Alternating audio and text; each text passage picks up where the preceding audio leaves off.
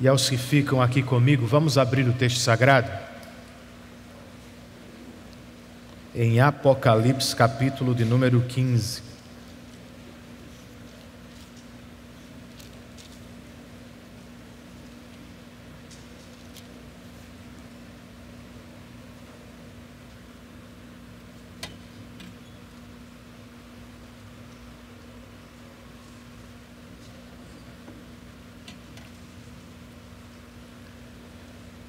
Livro do Apocalipse, capítulo de número 15.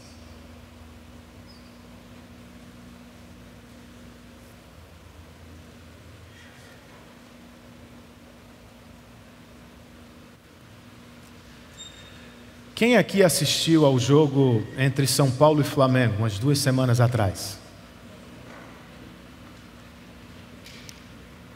Irmãos, eu não quero dizer que o Flamengo não tem um bom time, pastor André,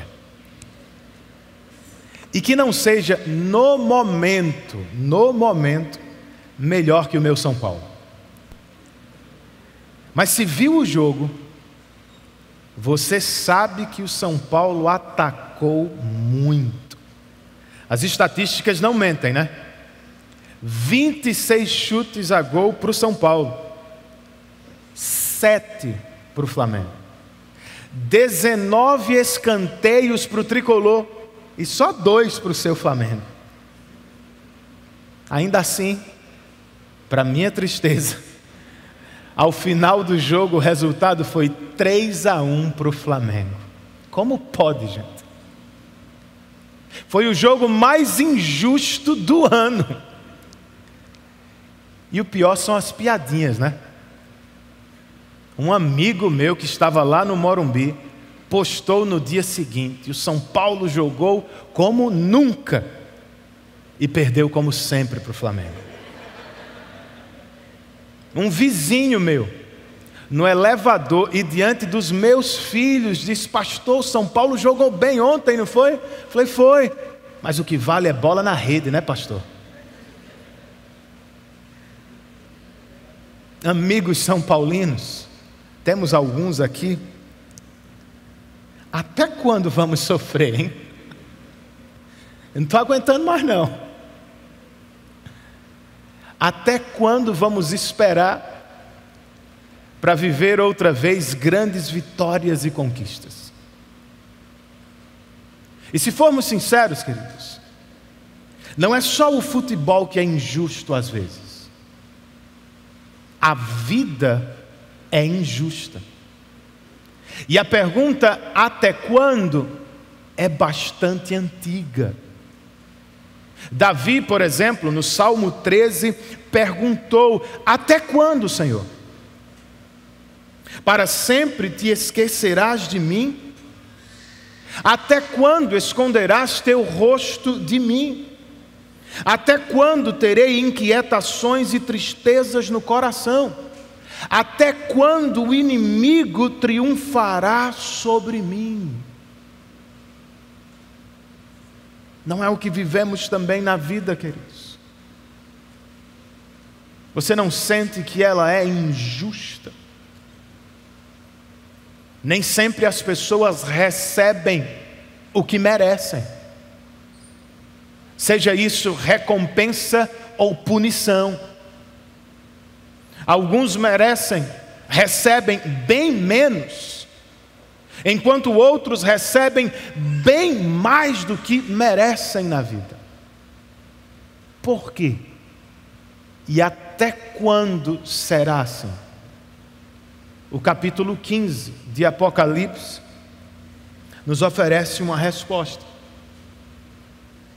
E eu quero reparti-la com vocês nesta manhã. Para começar, só o verso de número 1.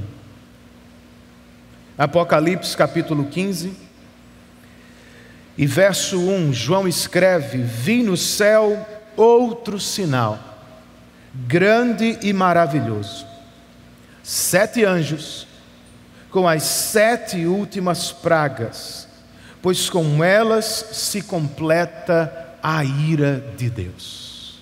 Vamos orar? Senhor, nós te louvamos, pela grande bênção que temos quando estamos reunidos como teu povo em um santo ajuntamento. O Senhor nos prometeu nos abençoar e passear no meio dos louvores de teu povo. Temos certeza que por meio de teu Espírito, tu estás fazendo nesta manhã. Agora que nos aproximamos de tua voz, nós te rogamos, fale conosco. Comunique-nos graça sustentadora por meio deste meio de graça. Ajuda-nos, ó Deus. Nós oramos confiando na assistência de teu Espírito, e o fazemos em nome de Cristo Jesus, teu Filho amado e nosso Salvador bendito. Amém.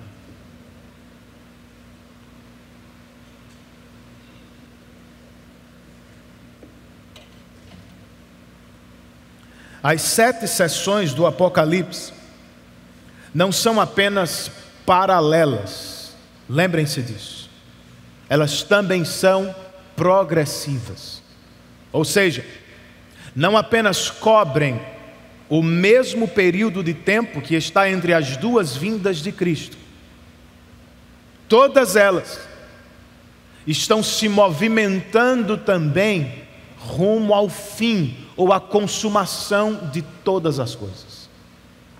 Por isso, nós ouvimos de João aqui: eu vi 7 anjos com as 7 últimas pragas, pois com elas se completa a ira de Deus.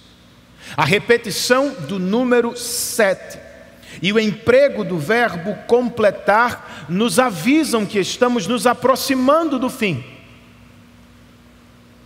E a menção da ira de Deus nos informa que este é o assunto desta sessão.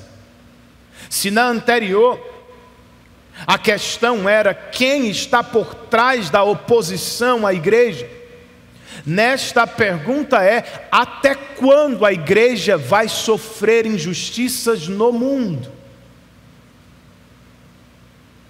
Capítulo 15 é a primeira resposta de João nesta sessão. Nenhum crente precisa se desesperar, pois a justiça de Deus está a caminho. Você crê nisso? Eu também, mas a pergunta agora que precisamos fazer é: então, pastor, o que fazemos até lá? Enquanto esperamos pela justiça de Deus, queridos, nós podemos adorar. Na verdade, nós devemos adorar. É o que temos na primeira divisão deste texto, que é uma espécie de transição. Conclui o que vimos na sessão anterior e nos prepara para o que vamos encontrar nesta sessão. O verso 2, registra o seguinte: vi algo semelhante a um mar de vidro misturado com fogo, e em pé, junto ao mar, os que tinham vencido a besta, a sua imagem e o número do seu nome. Eles seguravam harpas que lhes haviam sido dadas por Deus. No Antigo Testamento, você já sabe disso, o pano de fundo do Apocalipse. O mar era quase sempre tratado como morada do inimigo. Para ficar como um único exemplo, os monstros de Daniel 7 surgem do mar. No Apocalipse, uma das bestas também emerge do mar, capítulo 13. E quando João nos leva ao novo céu e nova terra, no capítulo 21, lá diz ele: já não existe mar. Por quê? Em Daniel, a besta foi julgada no rio de fogo. No Apocalipse, Cristo venceu e julgou o diabo em um mar de fogo. O mar é de fogo para o próprio diabo. Mas para os crentes, por causa da obra de Cristo, o mar que era revolto e agitado torna-se um mar de vidro, tranquilo e calmo. Sobre estes crentes, que agora estão à beira deste mar de vidro, João ainda nos diz que eles venceram a besta, a sua imagem e o número do seu nome. Vocês se lembram do capítulo 13? João está nos dizendo que estes crentes, que agora estão na glória, não se prostraram em adoração à imagem da besta, nem receberam sobre a mão direita ou na testa o seu número, não foram marcados por ela, não se aliaram a ela, o que significa que sofreram na vida. Foram expulsos de muitas transações na sociedade, ficaram à margem de muitas celebrações do mundo, foram tratados por fracos, pequenos e incultos. Mas olha a virada do jogo, gente. Eles podem até ter morrido na terra por causa de Cristo, mas agora João os vê vivíssimos, de pé na glória de Deus. Eles podem ter sido vistos como perdedores aos olhos dos homens, mas aqui João os contempla como vencedores, por causa e para a glória do Cordeiro. Por isso eles estão de pé, e por isso eles seguram nas mãos harpas, o que nos sugere que estão se preparando para adorar, para cantar. E olha que coisa interessante, um parêntese. Alguns crentes vão nos dizer que instrumentos no culto é coisa do Antigo Testamento. Mas agora nós estamos em um texto do Apocalipse que nos mostra um culto na glória dos céus. E ali há instrumentos também. Com instrumentos nas mãos. Eles se preparam para adorar. E sobre o que cantam, pastor?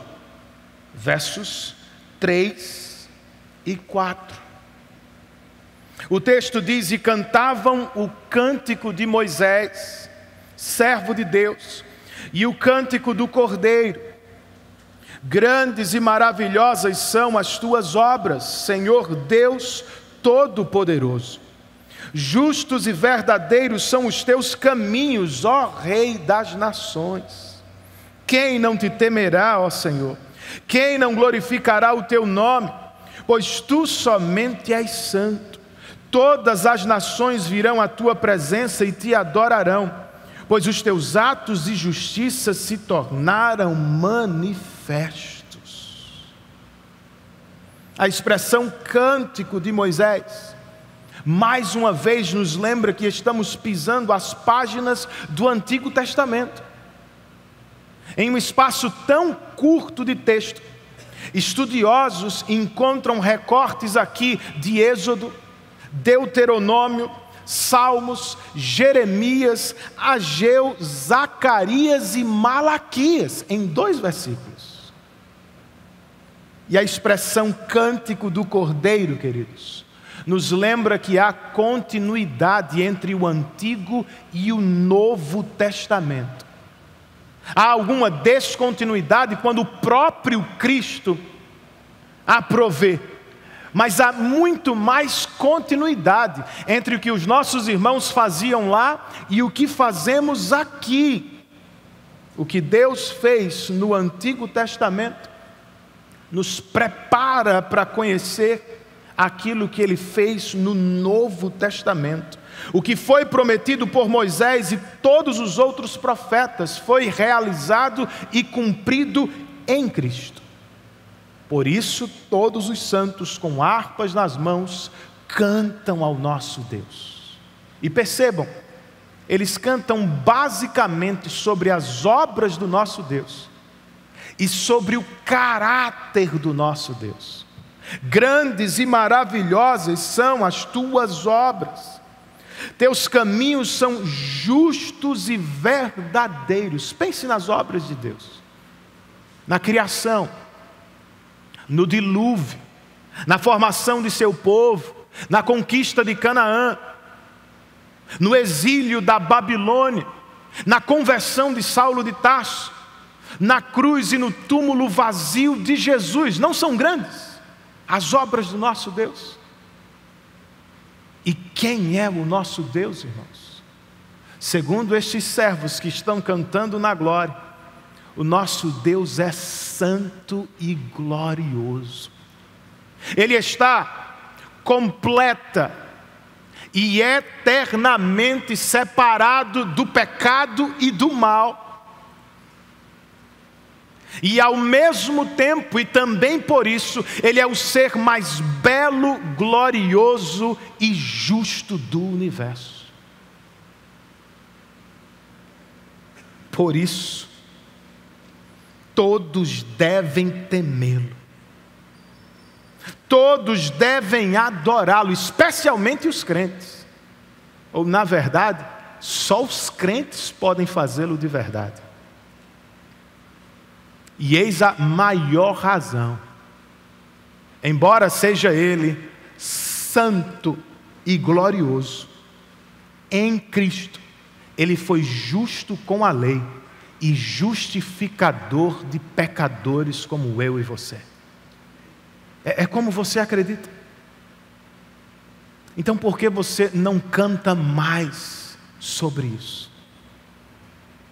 Se é como cremos, por que não nos envolvemos mais com a adoração? Por que não valorizamos mais o culto público que prestamos ao Senhor? Pastor, e por que deveríamos? Bem, há muitas razões para isso aqui, eu encontro algumas. A adoração, queridos, nos ajuda a enxergar e enfrentar melhor a vida. Por isso deveríamos valorizar o que fazemos aqui. Você precisa lembrar que João não está escrevendo sentado à beira-mar de Tambaú tomando água de coco. João está preso na ilha de Patmos por causa da fidelidade à palavra. Seus primeiros leitores não estão desfrutando de vida confortável e segura. Do lado de fora da igreja são perseguidos por políticos e poderosos.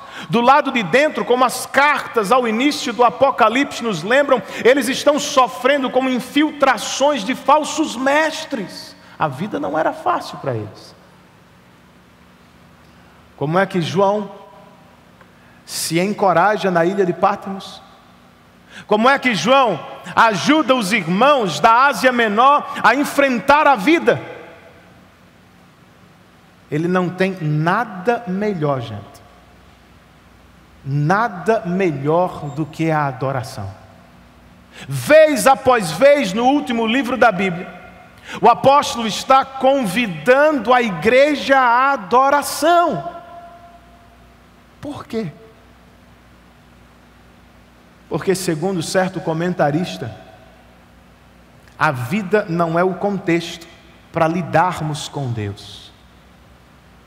Deus é o contexto para lidarmos com tudo que for difícil na vida. Ele está certo. Muitos crentes, porém, não entendem isso. Ou talvez tenham se esquecido.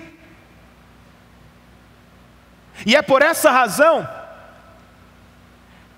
que alguns se cansam de esperar por Deus, resolvem deixar a igreja para, por assim dizer, fazer algo neste mundo injusto. Outros, querendo aliviar a vida dos injustiçados, transformam o culto a Deus em uma programação de entretenimento.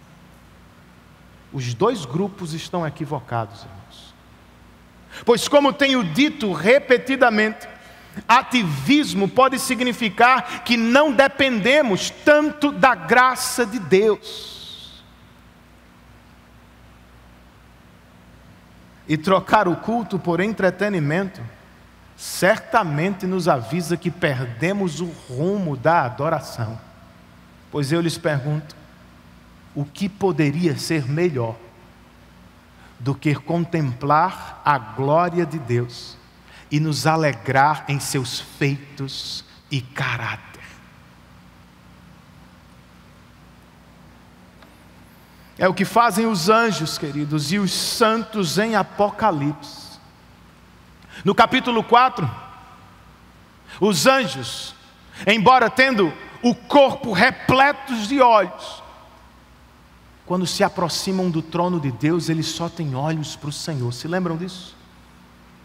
No texto que agora consideramos, os vencedores, os homens e mulheres que perseveraram na fé, que não se prostraram diante da besta, que foram fiéis até a morte, eles se colocam diante do trono, mas nada falam de si. Eles só falam das obras e do caráter do Senhor.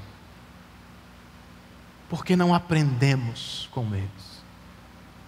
Porque não nos concentramos mais na glória e na beleza do nosso Deus? Porque não nos esforçamos, queridos, para ver e cantar sobre o tamanho e bondade do nosso Deus? Por que não falamos menos das nossas poucas obras, a fim de descansarmos mais na obra poderosa de Deus em Cristo Jesus? A adoração nos ajuda a enxergar e enfrentar a vida, à medida que leva os nossos olhos para Deus. Mas ela faz mais. Segundo este texto, ela nos ajuda a temer a pessoa certa. Pois os santos cantam: quem não temerá o Senhor? Os nossos irmãos hebreus deixaram o Egito morrendo de medo do faraó. Vocês se recordam? Como vamos deixar esta potência? Nem armas temos, Moisés. Isso mudou, irmãos, depois do que viveram na travessia do Mar Vermelho. Moisés escreve ali: Israel viu o grande poder do Senhor contra os egípcios, e por isso temeu o Senhor e pôs nele a sua confiança. Foi o que experimentaram também os crentes de Atos. Herodes Agripa matou Tiago à espada e prendeu o apóstolo Pedro. O que fizeram nossos irmãos? Um protesto político? Tomaram as armas e foram contra o rei? Não.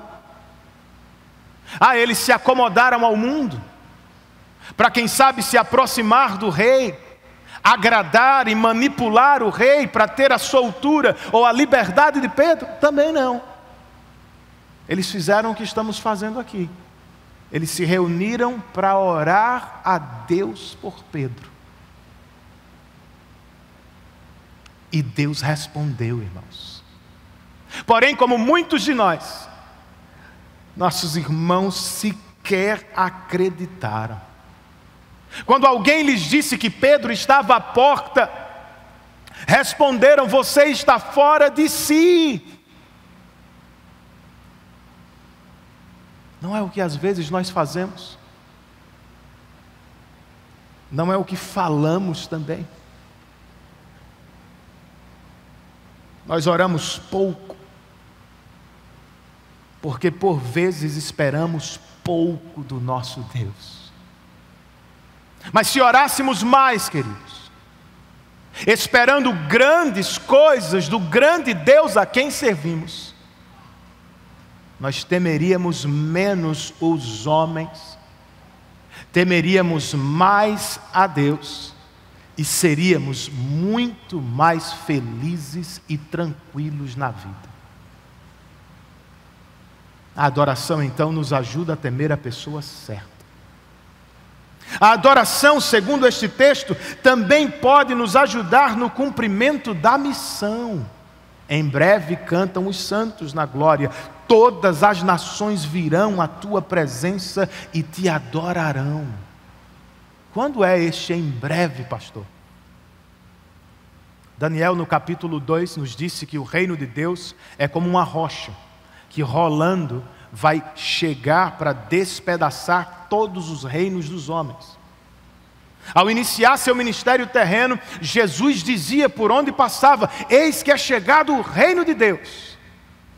Contudo, como Paulo explica aos Coríntios no capítulo 15 de sua primeira carta, este reino de Deus só será pleno quando todos os inimigos de Cristo estiverem sob os seus pés. Você sabe o que significa? Você sabe como o reino de Deus avança na terra? E como os inimigos de Cristo são colocados debaixo de seus pés? É mediante a pregação do Evangelho, gente. À medida que pregamos o Evangelho, o Espírito salva, convoca e reúne pessoas de todas as tribos, línguas, povos e nações. Certo, pastor, mas o que é que a adoração tem a ver com a missão? Como é que ela pode nos ajudar aqui? O pastor John Piper, gente, em um livro que está no boletim, escreve que a adoração é tanto a meta quanto o combustível da nossa missão. É a adoração a meta da missão, porque o que queremos no fim do dia é reunir todos os eleitos de Deus em torno do Cordeiro para adorá-lo. E o combustível, pastor? Nós só podemos recomendar aquilo que de verdade nós apreciamos. Por isso, os melhores evangelistas, os mais ousados missionários, os crentes mais engajados na missão, são aqueles que mais adoram a Deus. Para eles não é pesado falar às pessoas de quem amam de verdade. Não é a coisa mais difícil do mundo transbordar de alegria e falar abertamente do Deus que por graça e amor os salvou em Cristo. Este é você. Deveria ser. Você ama a adoração do seu Deus?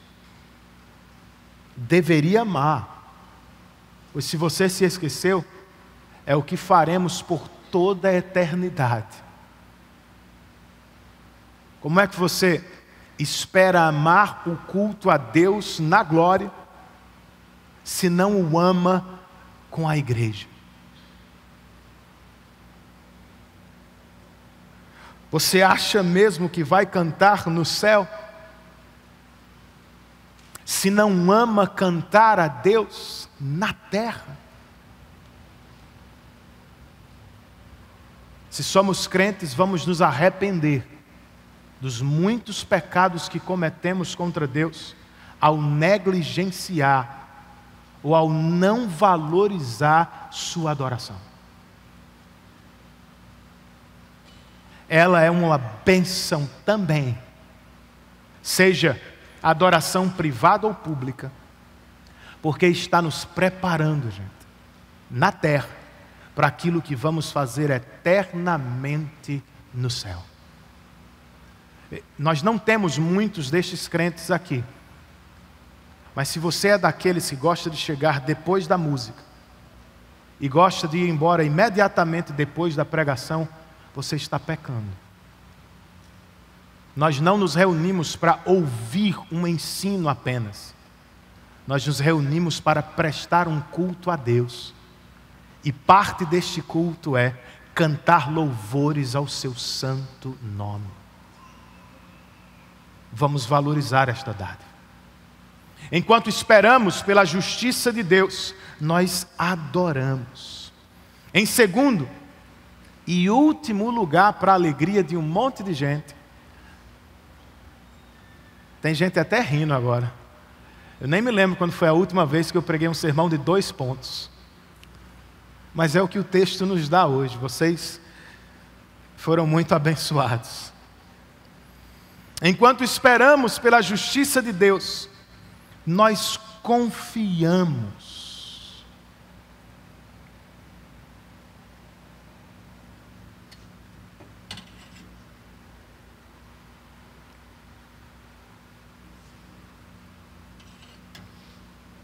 A introdução às taças da ira de Deus, iniciada no verso 1 e interrompida nos 2, 3 e 4, é retomada agora.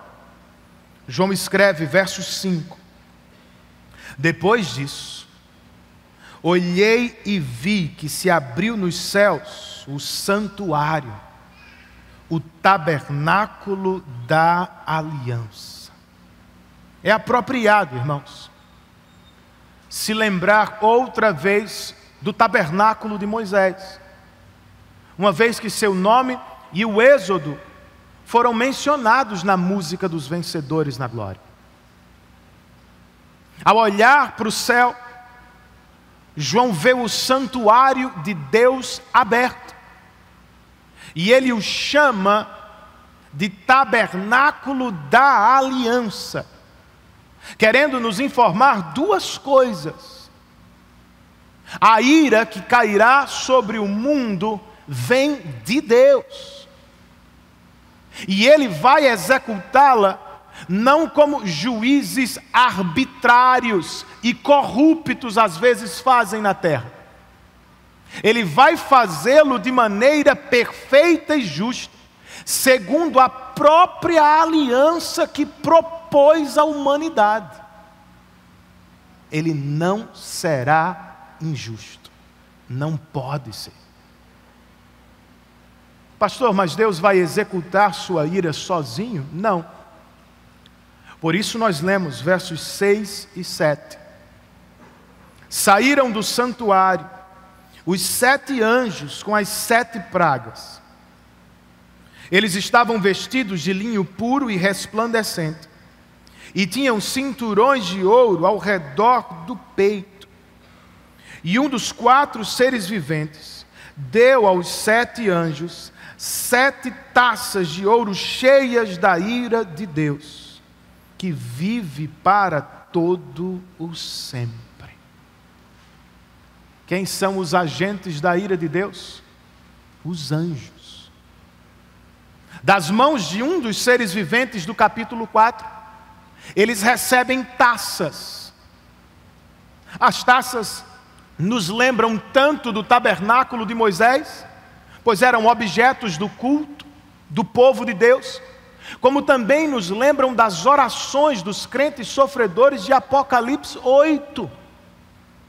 Seja como for, os anjos as recebem do ser vivente e se preparam para derramá-las sobre o mundo, como as 7 pragas de Levítico foram prometidas por Deus outra vez, segundo a aliança que Ele estabeleceu com o homem.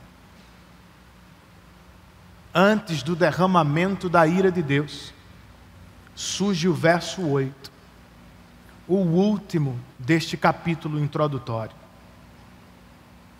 João escreve: o santuário ficou cheio da fumaça da glória de Deus e do seu poder, e ninguém podia entrar no santuário enquanto não se completassem as 7 pragas dos 7 anjos. Não é a primeira vez que ouvimos algo do tipo, é? Na dedicação do tabernáculo de Moisés, por um momento ninguém conseguia entrar, porque a nuvem da glória de Deus estava sobre ele. O mesmo aconteceu na consagração do templo de Salomão. A glória de Deus tomou o local, de modo que os sacerdotes não podiam entrar para ministrar diante do Senhor. De novo, o santuário de Deus agora no céu parece estar fechado. E a ideia é: ninguém vai conseguir subir ao santuário para impedir que a ira de Deus caia ou desça sobre a terra. Que notícia, hein? O que fazemos diante dela, irmãos? Bem, depende. Se somos crentes, esta porção tem por objetivo confortar e movimentar. Em algumas partes do mundo, os crentes sofrem severa perseguição. Alguns são publicamente humilhados, outros são separados de suas famílias e lançados em campos de trabalho forçado, e muitos são mortos por causa de sua fé em Cristo. Você sabe disso, não sabe? Você ora por isso? Em outras partes do globo, irmãos, governos radicalmente seculares estão se tornando cada vez mais intolerantes com a fé cristã. O que até outro dia era considerado perseguição leve no Ocidente, está mudando rapidamente. E por isso, ao que tudo indica, em um futuro próximo nós vamos sofrer muito mais do que nossos pais e avós sofreram no passado se eram crentes no Senhor. Talvez você já esteja sofrendo algum tipo de perseguição. Já foi desprezado na faculdade por se declarar abertamente um cristão? Eu conheço um jovem da igreja que praticamente foi tocado da faculdade por isso. Já foi ridicularizado no trabalho por seus compromissos com o Senhor. Alguém de sua família lhe vê como atrasado, quadrado, estranho. Talvez isso piore nos próximos anos. Agora, se o mundo está mudando rapidamente para pior, tem uma coisa para o nosso conforto que jamais mudará, irmãos. O que é, pastor? Nosso Deus continua assentado no alto e sublime trono do universo. E ninguém vai tirá-lo de lá. O Rei da Glória, a quem estamos adorando aqui, em breve vai abrir seu santuário. E ninguém, diz o Apocalipse, será capaz de impedir que sua justiça caia sobre a terra. Não tem imperador, não tem faraó, não tem político, não tem professor, não tem patrão, não tem empregado, não tem ninguém que persiga a igreja e que fique de pé para sempre. A justiça do nosso Deus está a caminho. Aguente firme. O que fazemos até lá, pastor? Nós podemos orar, como fazem os servos do Apocalipse. O incenso das nossas orações, capítulo 8, geralmente se encontra com a fumaça da glória de Deus, que desce, capítulo 15. Pode demorar, você certamente vai ter que esperar, mas o que este texto nos garante é: Deus responderá àqueles que oram.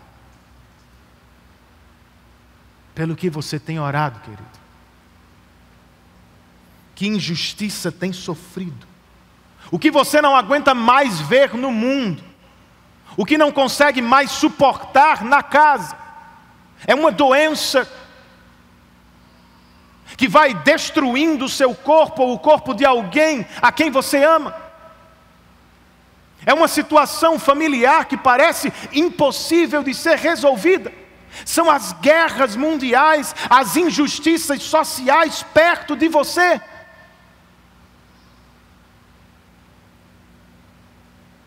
Glória a Deus. Pois foi Jesus quem disse, depois da parábola da viúva persistente: acaso Deus não fará justiça aos seus escolhidos, que clamam a Ele dia e noite? Continuará fazendo-os esperar para sempre. Eu digo a vocês, Ele lhes fará justiça. Contudo, quando o Filho do Homem vier, na consumação da justiça, encontrará Ele fé na terra? Ele tem encontrado em você? Em mim? Para além de orar, irmãos, enquanto esperamos e confiamos no juízo de Deus que vem, nós também precisamos pregar. Se a visão da ira de Deus não nos movimentar a pregação, o que pode nos movimentar? Se você sabe do que está por vir e do que cairá sobre a humanidade incrédula e pecadora, por que não está pregando o Evangelho? Será que não acreditamos mais na ira de Deus? Não acreditamos mais na doutrina do inferno? Eu sei que pode ser o caso de alguns irmãos, mas eu penso que na maioria das vezes nós não pregamos mais, porque nos sentimos inadequados ou perdidos quanto à evangelização. Se este é o seu caso, minha sugestão é: leia outra vez o livro de Atos dos Apóstolos. Você vai encontrar ali um monte de gente servindo a Deus em missão. Tome, por exemplo, o apóstolo Paulo em Atenas. Quando percebe que aquela cidade gloriosa está sob o poder da idolatria e, consequentemente, na mira da ira de Deus, Paulo se levanta e prega o Evangelho. Sempre da mesma forma, pastor? Não. Em uma mesma cidade, Paulo pregou em 3 lugares diferentes, para 3 públicos diferentes, usando 3 abordagens diferentes. Na sinagoga ele pregou para os judeus usando o Antigo Testamento. Na ágora ou na praça principal da cidade, ele pregou para todos os que se interessavam a partir das perguntas e respostas do povo. No Areópago, no conselho principal da cidade, Paulo discursou sobre o Deus Criador que em breve vai julgar o mundo por meio de seu Filho. Então vejam, não há uma única forma de se pregar o Evangelho, mas há um único Evangelho que precisa ser pregado. Como você tem pregado? O que você vai fazer esta semana? No último encontro do meu pequeno grupo, um casal teve uma ideia brilhante e já começou a colocar em prática. Vamos colocar versículos bíblicos no carro. Não foi isso, Del?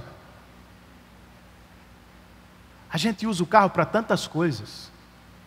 Você coloca sobre o carro marcas de, sei lá, produtos, roupas, a marca do time de quem você gosta, você fala do político em quem você vai votar, você faz de tudo.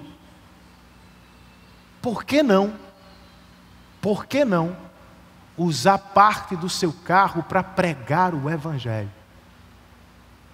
Obviamente que não é errado estampar marcas que você aprova, mas por que não pegar trechos explícitos das Escrituras que falam do Evangelho? Porque Deus amou o mundo e deu seu Filho unigênito. Reticências, curto. Porque Deus não poupou seu próprio Filho, antes o entregou por todos nós. Reticências. É uma ideia, gente, que nós podemos empregar para a evangelização dos perdidos. Tem tantas formas, tantos caminhos, através dos quais nós podemos entrar e pregar o Evangelho. Pregar o Evangelho é o que estamos fazendo aqui, gente.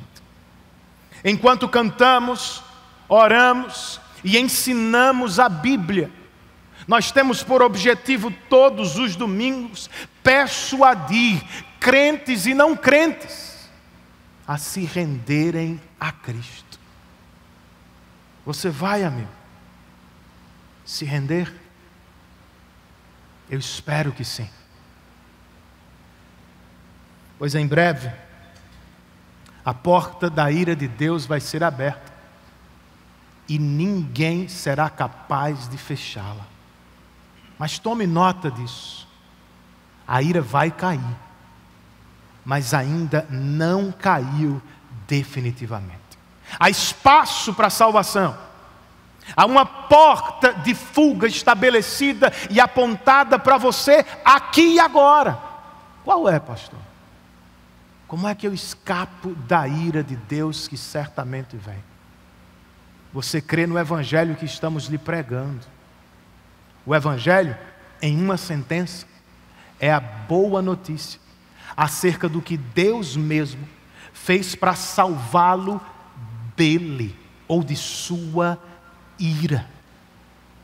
Porque jamais poderíamos nos salvar ou nos consertar diante dele, seja por meio de boas obras ou por meio de qualquer religião.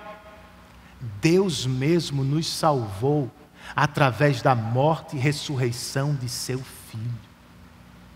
O Filho dele, a quem adoramos e a quem amamos, é o Rei da Glória, que deu a própria vida para a salvação de seus súditos. Ele é o Cordeiro de Deus, pregado desde a fundação do mundo, imolado em todos os cultos de Israel, como uma oferta de sacrifício pelos pecados do povo de Deus. Na cruz, Jesus era o meu substituto. Ele estava tomando o seu lugar. Ele recebeu as maldições da lei que nós quebramos. Ele suportou a ira que deveria cair sobre nós eternamente. E por graça e para a glória dele, ele a afastou de nós para todo sempre. É por isso que crentes, embora sigam pecadores, se achegam a Deus todos os domingos, sem medo, com ousadia e alegres no coração. Se você ainda não é um cristão, saiba, nós não somos perfeitos. Não queremos ser melhor do que ninguém. Nós não merecemos estar aqui. Nós somos todos pecadores. Mas nós temos a Cristo. Ele suportou a ira de Deus na cruz. E Ele nos livrou da ira eterna. Por isso nós cantamos a Ele. Por isso nos reunimos em Seu nome para lhe dar glória e louvor, gente.